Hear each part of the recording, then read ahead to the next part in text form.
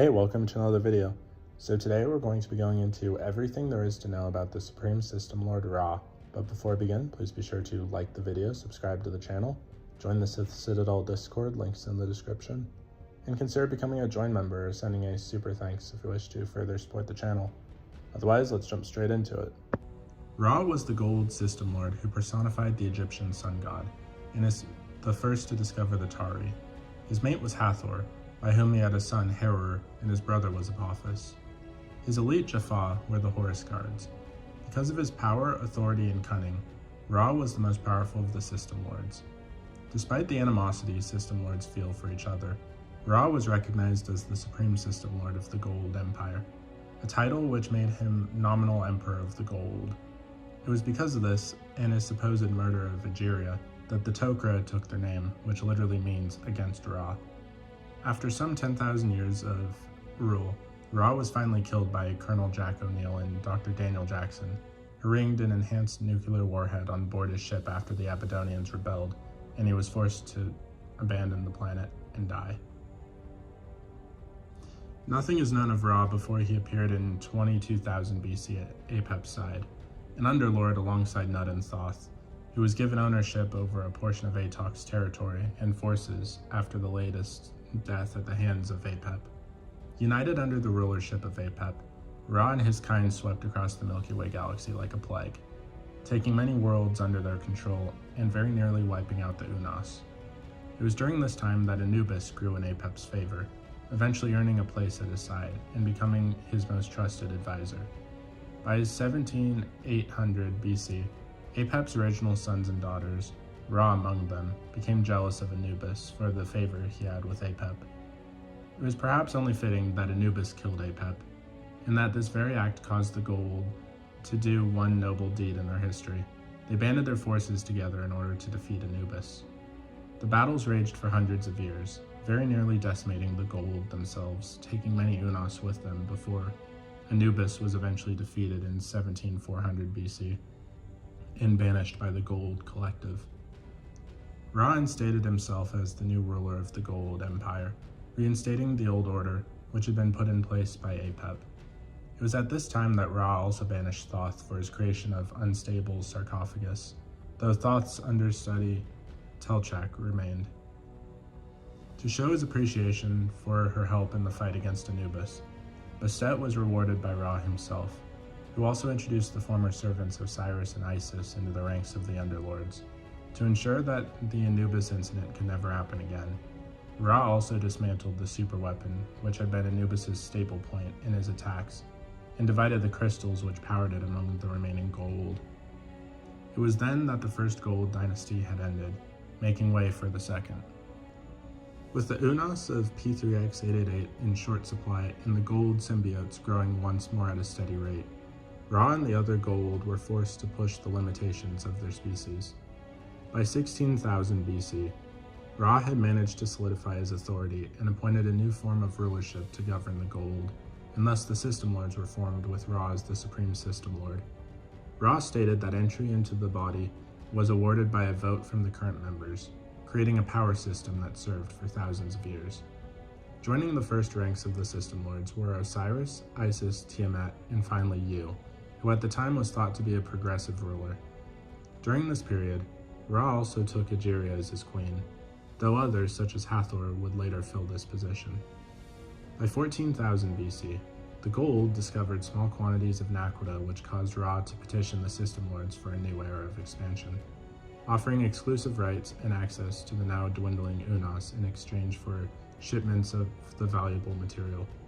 Their attention diverted away from gaining power of their own.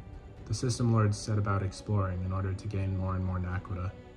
It was perhaps because of this expansionist nature of the GOA'ULD that the Asgard, for the first time in 13,860 BC, seeing the GOA'ULD for what they were, the Asgard immediately declared themselves enemies of the System Lord collective, and the GOA'ULD responded in kind. Relishing the opportunity to flex their muscles, the GOA'ULD soon struck against the Asgard, but it became apparent that they were more than a match for the stolen technology of the GOA'ULD. The GOA'ULD begrudgingly retreated, and having lost the coordinates for their home planet, and thus their primary source for hosts, Ra once again called for stockpiles of naquita, as well as putting an end to the ritual cannibalism, which had been part of the GOA'ULD society for generations. Nearly 4,000 years later, with their resources running low, the System Lords performed a daring attack against both the Asgard and the Furlings, which struck a resounding effect. Rather than winning the war, however, this simply caused the two races to fight back even harder, and in the years that followed, the Asgard dealt the GOA'ULD many major setbacks, though strangely did not press the attack. Perhaps if they had known the danger that the GOA'ULD would pose in the galaxy in years to come, the Asgard would have pushed harder. Despite the lack of head-on attacks, many skirmishes and bloody battles raged on for several centuries, and somehow, Ra found himself leaving his Unos host in order to take the body of the Asgard Famrir. However, the Asgard physiology began to reject Ra. Worse, in 9177 BC, he was injured in a battle with the Asgard. Fleeing his Asgard pursuers, Ra found a lush world in an alien system, Earth. It was there that he found the solution to the lack of hosts in a race of primitives who bowed to his divinity, the Tari. Transferring himself into one of these primitives, Ra became infused with new vigor and life, soon discovering that they provided a near-ideal host for his race. Planting a Stargate, which he had brought with him, the original remained undiscovered in the ice of Antarctica. Ra claimed Earth as his own. Ra quickly enslaved the human race, using the Stargate to keep in contact with the other GOA'ULD and informing them of his new bounty. The System Lords soon fought amongst themselves for the right to claim some of the Tari, but Ra instated a system which gave each System Lord stewardship in order for them to visit the planet and claim some followers, who were taken to a world of the GOA'ULD's choice, to act as breeding stock. Ra also divided the planet into strict geographical lines to ensure that no System Lord would encroach upon another's territory. He, however, took place as the ruling god in several other cultures, such as the Canaanites, where he was known as El. Ra took himself some of his followers off-world to a planet known as Abydos, where he used them as slaves to mine naquita for himself. Things seemed to be going well for Ra, as his ruling of the System Lord seemed to be working better than any before him. However, in 9002 BC, Satesh managed to coax Osiris and Isis into attempting an assassination of Ra. This ended badly for the two, as Ra stripped them of their titles and forcibly removed them from their hosts, putting them in canopic jars so they could suffer for eternity. Because of this, Satesh went into hiding so that Ra could not take his vengeance on him. It was soon after this, around 8721 BC, that the renegade Anubis returned from his banishment at the head of a conquered army, and came with the promise to eliminate the Asgard in exchange for absolute loyalty and control of the GOA'ULD. Furious, Ra assembled his own army, and rallied several other System Lords behind him in order to once again defeat Anubis. Despite his previous victory, most GOA'ULD took this opportunity to either turn against Ra and join forces with Anubis, or simply stand on the sidelines to see which ruler came out victorious. The end result was Anubis being defeated once again, but before Ra could deliver the final blow, Anubis made his escape through the Stargate from assistance within Ra's forces. Having played on Ra's distraction, Sokar seized control of Earth before Ra could return and transformed it into a vision of hell, making clear his plans to seize Ra's position as Supreme System Lord. Furious, Ra threw Sokar off of Earth with the help of the other System Lords, most notably Kronos and Apophis. Sokar fled on a starship, and though his power was diminished, Sokar continued to battle against Ra and all of his followers, particularly Apophis.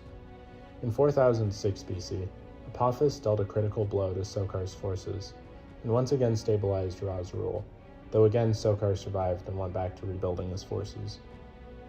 Sometime before 3000 BC, Ra populated the world of Sekhet Hetep with slaves he had rescued to work for him. It quickly became one of his most dedicated religious centers, but a few decades after it was first colonized, it was cut off entirely from the Stargate network. Though Ra was no longer able to visit his people, their belief had already been built into their society, and no word of rebellion on Earth ever reached them, so they continued to serve him for thousands of years. In the original timeline on Earth, the Tari became aware of the truth behind the GOA'ULD, learning that they were not in fact all-powerful gods, but simply beings with advanced technology, and so rose against their oppressors. choosing the moment when the system lords were at their most complacent, and when Ra was overseeing his other territories. They overthrew their oppressors, as well as the Jaffa guards, killing several on planet GOA'ULD and burying the Stargate. While the loss of the Tari was a great affront to Ra, his continuing battles with the Asgard demanded more of his attention. So, as he had several other breeding planets, he simply let Earth be. However, when SG1 became trapped in 3000 BC, after traveling back in time to acquire ZPM from Ra, they tried to aid the Egyptians in overthrowing Ra, but Jack O'Neill, Colonel Carter, and Teal'c were all executed, and caused Ra to remove the Stargate when he fled the planet. However, a team comprising of a version of O'Neill, Carter, and Teal'c from an alternate future arrived on the scene in 2995 BC to make sure the gate was buried in Giza, so it could be discovered in 1928, as it was in the original timeline. In 2492 BC, after the alternate SG1 caught his attention by raiding Abydos for an immature symbiote for Teal'c, then going directly back to Earth, Ra returned in his Hatak to reconquer the planet. Ra initially regained full control over the area around the Stargate, but didn't expand further, having apparently left in such a rush that he didn't take a full contingent of Jaffa with him. He was hampered by a rebellion led by both the alternate SG1 and the real SG1, who followed 3 rogue Tok'ra through time. While on Earth, Ra met Egeria, who claimed to have been a GOA'ULD trapped on Earth by the rebellion, and was charmed by her, quickly trusting her and giving her a Karakesh. Eventually, what appeared to be the Ancients attacked his Hatak, and Ra retreated to his ship to fight back. Ra figured out it was just a few puddle jumpers, 2 of which were the time jumpers and 1 was piloted by a descendant of the Ancients, and tried to steal the Stargate and leave. When the jumper, piloted by Dr. Carolyn Lamb, targeted the Peltac, Egeria used the distraction to blast Ra with a Karakesh, severely injuring him.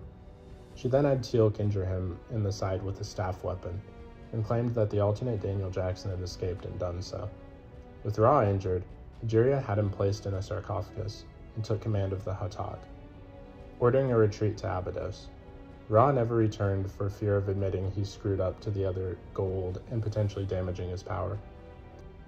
Word of this revolt somehow left the planet and made its way to the GOA'ULD breeding ground on Dendera, most likely through a system lord working against Ra, where the GOA'ULD queen, Merasis, ruled in Ra's stead. The humans living there had long embraced the thoughts of a rebellion, and so word of Earth's triumph sparked them into action.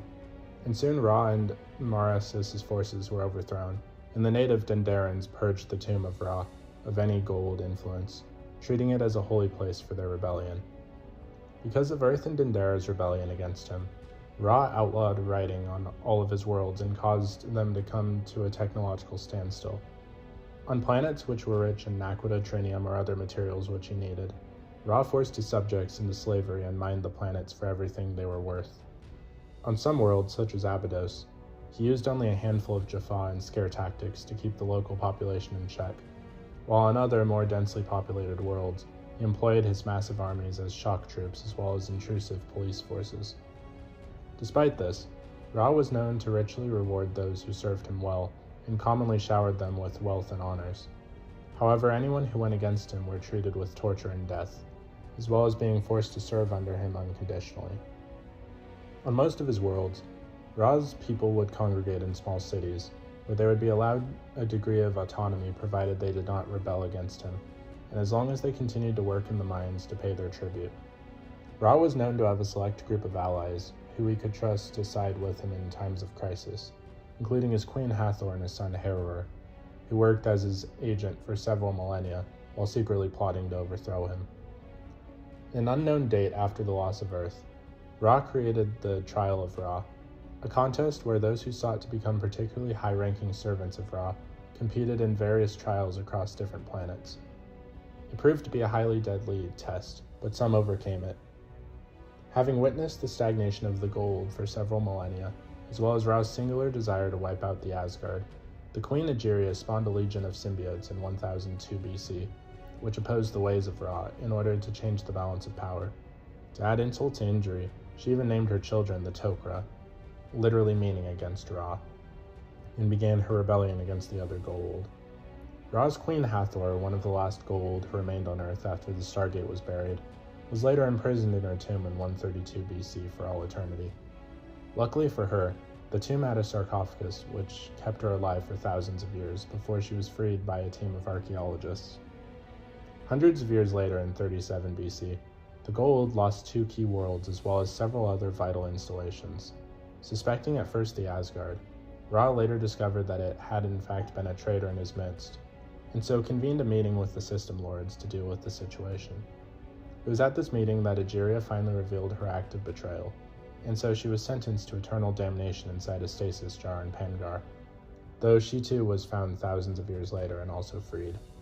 Because of this, Ra and the other GOA'ULD outlined several new measures to keep the control of both GOA'ULD queens and Naquadah in check.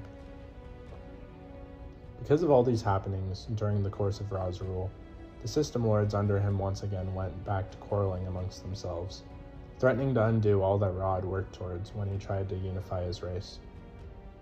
Similarly, Ra singled out any of his enemies who had sided with Anubis in his last attempt at power and expelled them from all ranks of the System Lords, bringing about the end of the second GOA'ULD dynasty. Ra soon began to impose his will on the GOA'ULD once more, attempting to regain power he once had over 10,000 years ago, and creating a new group of System Lords, this time incorporating Apophis, Baal, Bastet, Cronus, Morrigan, Olokun, and Yu, among others. The GOA'ULD once again went back to fighting the Asgard, and for the first time started to make progress against their more advanced foe. Discovering that the Asgard had other allies, but they somehow disappeared, they kept pushing the battles on even after hearing of another threat which had emerged. It was in 257 AD, after yet another setback, that Ra once again instigated a new set of principles, this time demanding that the other GOA'ULD acquiesce in laying out formal terms for the appropriation of GOA'ULD larvae, Jaffa, and the division of Naquadah. Due to the renewed threat of the Asgard, the other symbiotes accepted the terms, and for a time learned to work together for the greater goal. Sometime before Teal'c became first prime of Apophis, Ra was at war with Apophis. They were battling over a planet, and Ra appeared to be winning the battle, but Apophis soon got the upper hand and decimated Ra's forces. For winning the battle, Gregtech offered Teal'c to become his successor. The major loss may have led to Ra's downfall. Ra's reliance on the humans always puzzled the other System Lords, as he used them not only as servants and slaves and religious leaders, but also as warriors and even bodyguards. By 1995, Ra's first prime was Anubis, a human who had been raised by the people of Abydos and turned into a vicious leader. He was often known to handpick human warriors from the ranks of his armies, beings who other System Lords would treat as cannon fodder, and promote them to be senior officers in his military. Nearly 2,000 years later, the first team who traveled through Earth through the Stargate to Abydos encountered Ra. Realizing they were Tari, he decided to send the nuclear warhead they brought back to Earth, enriched with Naquadah, which would cause an explosion 100 times greater than originally intended. He also ordered Dr. Daniel Jackson to execute Colonel Jack O'Neill, Charles Kowalski, and Ferretti, lest the Abydonians doubt their god, taking an amulet with his symbol that Catherine Langford gave Jackson. A group of youths, having learned the truth about Ra, helped the Tari to escape. Jackson and Kowalski encouraged the natives to rebel against Ra. The youths and the Tari hijacked the Naquadah tribute being sent to Ra's mothership, and Ra ordered the warhead sent to Earth. At that point, the attack began. Confined to just their numbers, the battle began with the Horus Guards, easily overpowering them. Jackson also ringed aboard his mothership, hoping to revive a dead Share.